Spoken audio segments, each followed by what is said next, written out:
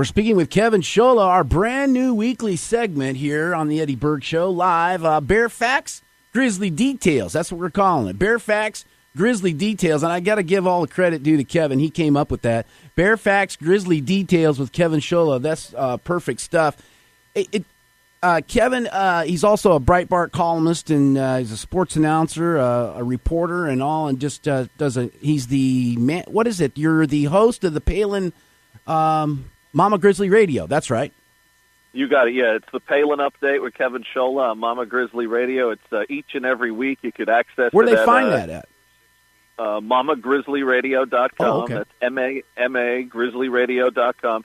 And every week we have the latest news on Governor Palin, on what she's up to. And then we also have a guest each and every week. This week, Martha Zoller from Georgia is on with us.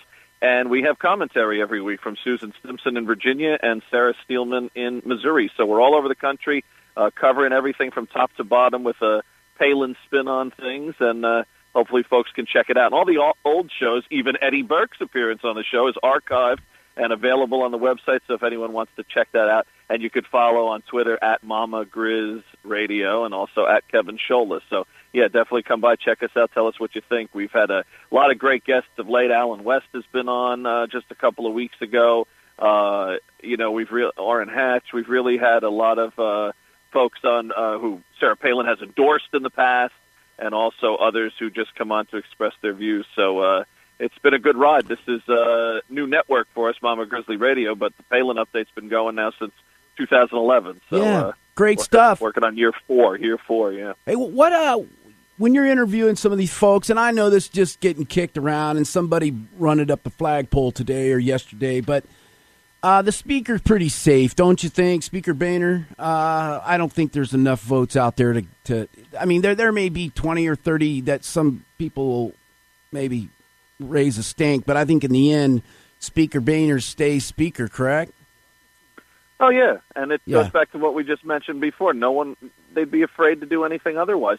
And if you had a few brave souls who would put it up there and say, hey, let's run someone here, let's really get it going, they'd be accused of wasting time. Why aren't you doing your job? Look what you're doing. When the fact is they're trying to do their job by removing a guy who's, hopscotching around the Constitution almost as bad as a lot of Dems. Yeah, it's interesting stuff that Dems are not, they can do things like vote for a speaker and have a little controversy about it, but if the Republicans do it, then you're wasting time. And, of course, then Republicans will use that in order to shut down their own, because Republicans often they'll eat their own. Any movement on, what do you think on this immigration issue with the new Senate and the Congress with President Obama? You think the Republicans will cave and do some amnesty type legislation? Well, they've continued to cave over every issue we've talked about in the past. I mean, whether it be Obamacare, gay marriage, whatever you want to talk about. And, I mean, look, who do we know who's going to run for president so far? Just Jeb Bush, and he's already talking about, he's an amnesty guy. Yeah, it's our responsibility to find a compromise. I mean, you're using these buzzwords. They're getting it out there, painting it the perfect way that they'd like it to be painted from the establishment point of view. And so, unfortunately, again, I mean, the hopes are not good. And what the Republican Party does, because they don't really care who wins the presidency, they try to pretend that they do. But what they're going to do is they're going to make it very hard for a Republican to win in 2016, because here you have a control of Congress, but you're going to be blamed for everything in the next couple of years. That's why I don't know why they won't go out there and stand strong, and each and every moment that someone does something on either side, call them out on it, on the Senate floor, on the House floor, publicly, on radio, on TV, and let people know what's really happening from these folks who are supposed to be working for us, not the other way around. I want to jump to another subject here. You had a recent interview, I believe, with Sheriff David Clark. He was on the Palin Update with you, with yourself, Kevin Scholla, and you call it a must listen, and it's a no-holds-bar interview with the Milwaukee County Sheriff, and he's a strong supporter of the Second Amendment. He weighs in on Ferguson and all. Well, what did you that's something I think you've already done. If so, what did you pick up from the interview, and what did the sheriff have to say? Yeah, what an amazing guy. Second time we've had him on. First time we had him on was a while back when he issued a PSA basically telling Milwaukee that he recommends them having a gun. He basically said, when a guy's in your house, do you want to call and wait for people to show up, or do you want to take it into your own hands? Well, he got slammed for that, of course.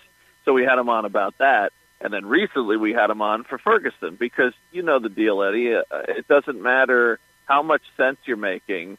If you're a white guy talking about Ferguson, you're there's going to be wrong. groups they're going to discount you, from the get-go. So here we go with a guy who, is a success story, a black American who came on our show and basically, called Mike Brown a thug, called Al Sharpton a charlatan, talked about that Barack baiter. Obama. Yeah, the Barack Obama and that whole, Bill de Blasio and that whole crew. These are race baiters. These are guys who have, added fuel to the fire, have blood on their hands. He talked about how white America is a good thing. He talked about how slavery, no one who is here today, no white man that is here today has anything to do with slavery. He talks about how he loves this country. I mean, this guy is just a breath of fresh air. Nice. Because you know what he is? He's an American. Yeah, he's black, but who cares? He's an American first. We're all Americans.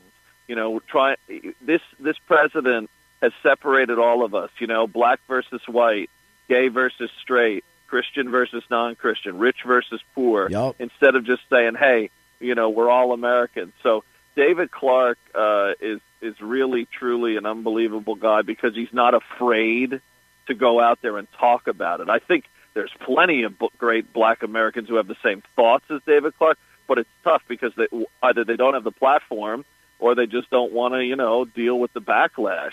But I think this guy, as we head toward January and Martin Luther King Day, I think David Clark's the guy who really delivers that message that MLK wanted to deliver, that you judge people based on not only their character, but their action. Right. I mean, Mike Brown, if the whole situation happened with Mike Brown and it was a white kid, we wouldn't have heard about it at all, unless you lived in that neighborhood. We're speaking with... go ahead.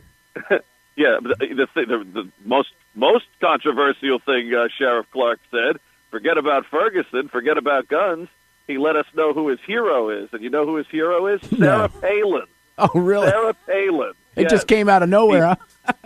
Yeah, my hero and my idol was the quote. So here you are, an established law enforcement guy, a minority American, and he's talking about Governor Palin, too. So just great stuff all around. So, yeah, it's archived if people want to hear it, but he was a tremendous guest. And you know what he really did, Eddie? Guys I know personally and just some others who contacted me from all over the country, he really is boosting the morale of law enforcement. Because there's a lot of police officers right now who just have their hands up in the air saying, like, what the heck am I supposed to do? We're painted as these bad guys all of a sudden, when all they're trying to do is go to work, do their job, protect us, and get home to their families. And these poor guys have just been lambasted lately for nothing that they did wrong. Yeah, it's quite the narrative where they have accused they're using stand up, don't shoot, or hands up, don't shoot, as if it was a part of the factual narrative, and it's not. Hey, Kevin, we've got to say goodbye. We appreciate you, brother, and it's been quick. Well, our daily encourage people to tune in weekdays here, and every week we're going to have Kevin Scholl on. Bear Facts, Grizzly Details with Kevin Scholl. Thanks a lot, brother. I appreciate you, man. Thanks, Eddie. Talk to you Thursday. Okay, bye-bye.